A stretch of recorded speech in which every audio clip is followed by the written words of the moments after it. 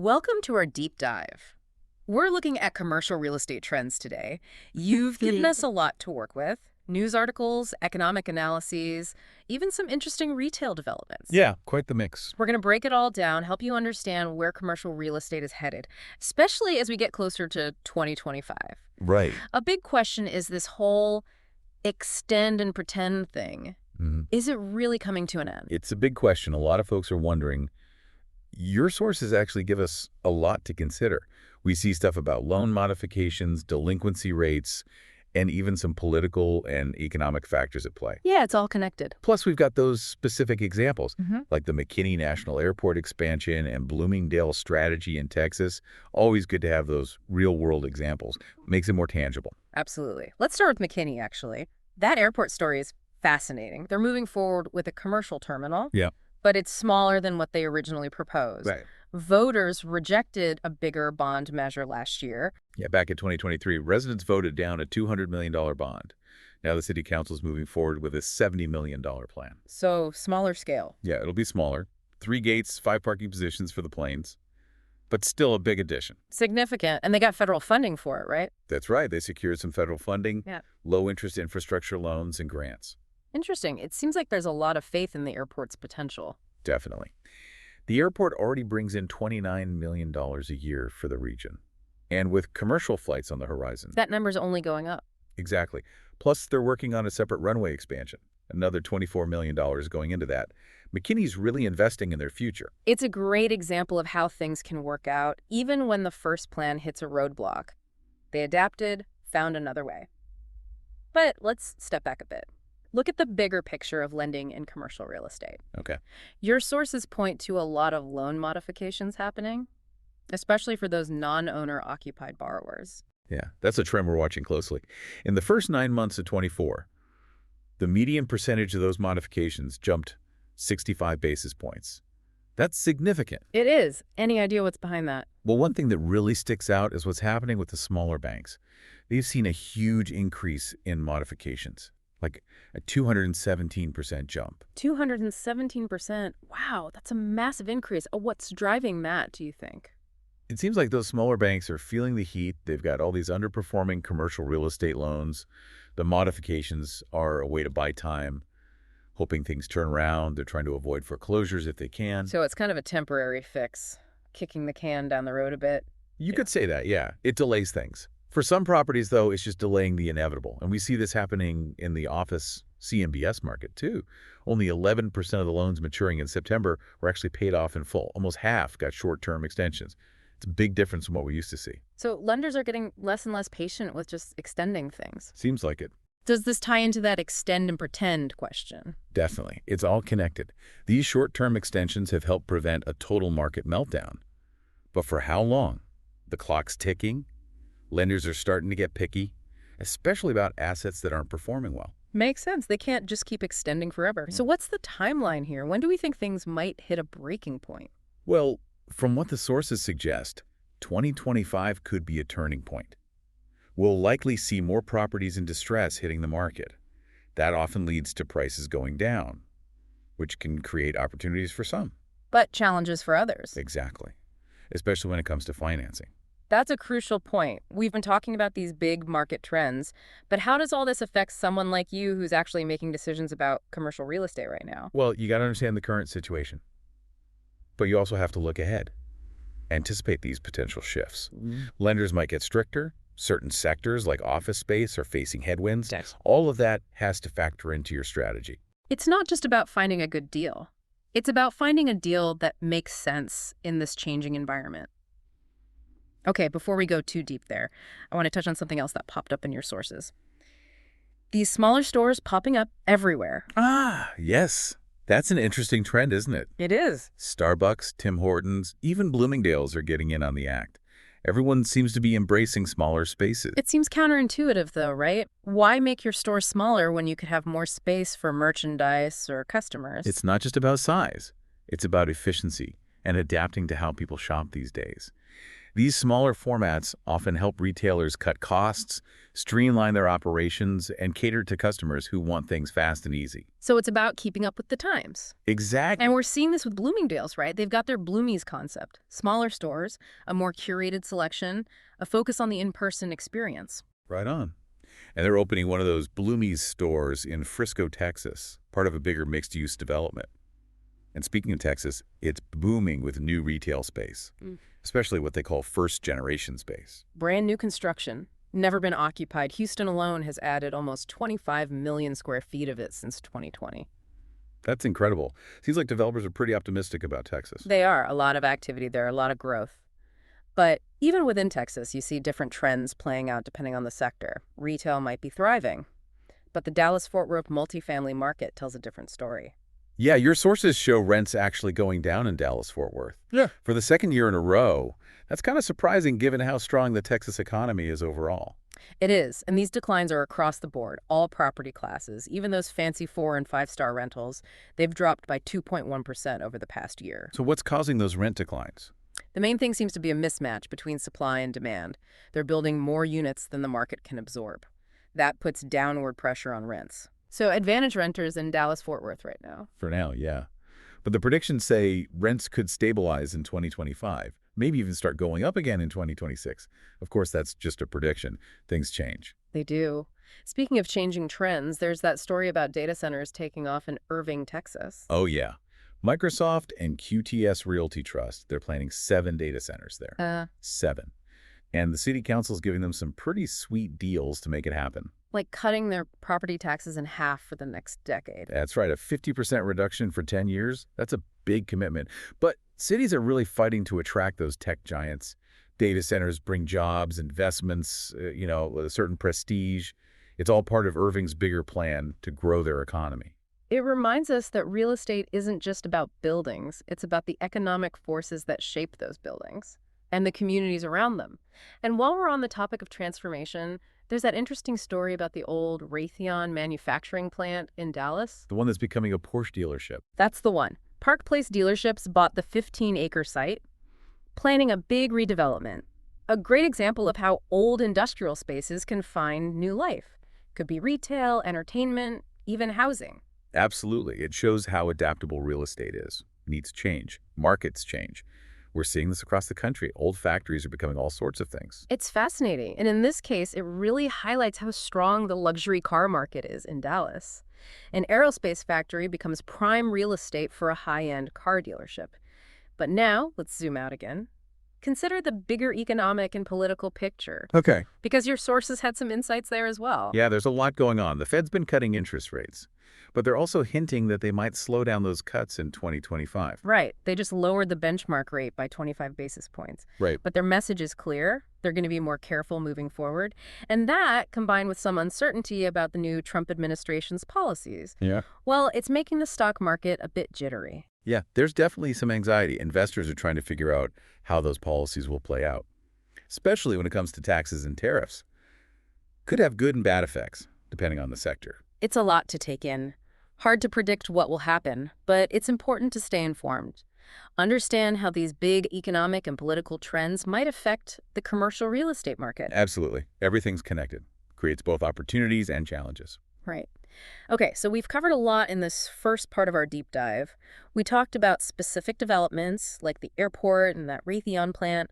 We looked at broader trends in lending and retail. We even touched on the economic and political landscape. We did. Yeah. A lot to digest. It is. But the key question is, what does all this mean for you, the listener? How do you make sense of it all? How do you apply it to your own decisions? That's what we'll dive into in the next part of our deep dive. We'll connect these dots, explore what it all means for someone navigating commercial real estate in 2025 and beyond.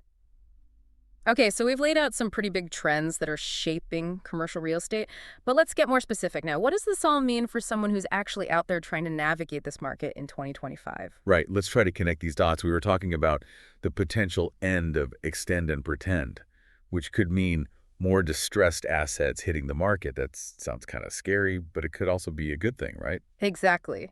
Could this be a chance to pick up some properties at a discount? I mean, that would be pretty appealing for someone who's looking to get into the market or maybe expand their portfolio. It could be, but there's a trade-off. Remember those alternative capital sources we discussed? The private equity firms, credit funds. They're stepping in to fill the gap left by the traditional banks, but they're not doing it out of the goodness of their hearts. Right, they want higher returns, stricter terms, that kind of thing. Exactly. So it's not just about finding a good deal, it's about finding a deal that works with this new, tighter financing environment. You might need to get a little creative, a little more resourceful to make things happen. So opportunities, yes, but with some added challenges. What else should someone be thinking about as they're looking at commercial real estate in 2025? Well, one thing to remember is that not all property types are created equal. We talked about the challenges in the office sector and even some weakness in the multifamily market, at least in certain areas like Dallas-Fort Worth. Those trends don't just disappear overnight. Right, all those empty office buildings aren't suddenly going to fill up, even if extend and pretend does fade away and the multifamily market, well, maybe it's stabilizing, but still very much a renter's market in a lot of places. Exactly. So you need to be really careful about what type of property you're investing in and where, on the other hand, we've seen how strong industrial properties can be, particularly in markets like Texas, where the data center boom is driving a lot of demand. And let's not forget about retail. It feels like things have shifted away from that retail apocalypse doom and gloom we were hearing a few years ago. It has the retail landscape is definitely changing, but it's not dying. The success of these smaller format stores, the continued demand for first-generation space, especially in Texas, those are all good signs. It's all about adaptation, right? Both for the retailers themselves and for anyone looking to invest in retail properties. Absolutely. Understanding the specifics of each market and property type is essential. What works in Houston might not work in New York City. The key is to look beyond the headlines. Really dig into the data, talk to local experts, and develop a deep understanding of the market you're interested in. So due diligence is more crucial than ever. Don't just jump into something based on a gut feeling. Take the time to really vet the opportunity. And speaking of the bigger picture, we can't ignore those economic and political uncertainties looming out there. All right, those play a role too. The Fed's rate cuts give borrowers some breathing room, but they also raise concerns about inflation down the road. And then there's the wild card of the incoming Trump administration and how their policies might impact everything from taxes to trade. It's a lot to keep track of, and honestly, it can feel a bit overwhelming. How does someone even begin to make sense of all this and translate it into something actionable? That's a great question. I think the main takeaway is that the commercial real estate market is in a state of change. The old rules might not apply anymore. Those who can adapt, innovate, and be proactive will be the ones who come out on top. It's not about riding the waves, it's about learning how to surf, so to speak. Okay, so we've talked about the need for adaptability, the importance of due diligence, and being aware of these broader economic and political forces. What are some concrete steps someone can take to prepare for 2025 and beyond? Well, first and foremost, research. Don't just rely on gut feelings or what you hear from your buddies. Immerse yourself in the data, analyze the trends, and connect with experts in the specific markets you're interested in. So go beyond just reading a few articles, really dive deep and develop a solid understanding of what's happening in the market. Exactly. There are some great resources out there like CoStar that provide tons of data and analysis on the commercial real estate market industry, publications, research reports, networking events. Those can all be valuable sources of information. And don't underestimate the power of networking. Building relationships with other professionals in the field can give you a real advantage. Absolutely. Networking allows you to tap into the collective wisdom of the industry, learn from other people's mistakes, and stay ahead of the curve. You can get insights that you won't find in any report or database. Okay, so research, data analysis, and networking are key. What about the financial side of things, especially given that tighter lending environment we talked about? That's crucial. Having a strong financial foundation is essential. Mhm. This means maintaining a good credit score, getting pre-approved for financing if you're planning to borrow, and being realistic about your investment goals and your risk tolerance. So don't jump into a deal just because it seems like a good price. Make sure you understand the financial implications and that you're comfortable with the level of risk. Exactly. And remember, flexibility is key in this market. Be open to considering different types of properties, exploring alternative financing options, and adjusting your strategy if things change. Be adaptable, be responsive. Don't get stuck with a rigid plan that might not work in this fluid environment. Right. And finally, I would add patience and discipline to that list. The commercial real estate market is cyclical. There will be ups and downs. Yeah. Don't let the short-term noise distract you from your long-term goals. It's about having a clear vision and sticking to it even when things get a little rough. Exactly. By combining thorough research, sound financial planning flexibility, and a patient approach, you can set yourself up for success in this ever-changing world of commercial real estate. Great advice. So much to think about. It really comes down to being proactive, informed, and adaptable. Now, I have one final thought before we wrap up this part of our deep dive. We've talked about the rise of those smaller format retail stores and the increasing demand for first generation retail space, especially in Texas. And we've also discussed the data center boom happening in certain markets. Yes, two seemingly separate trends. Where are you going with this?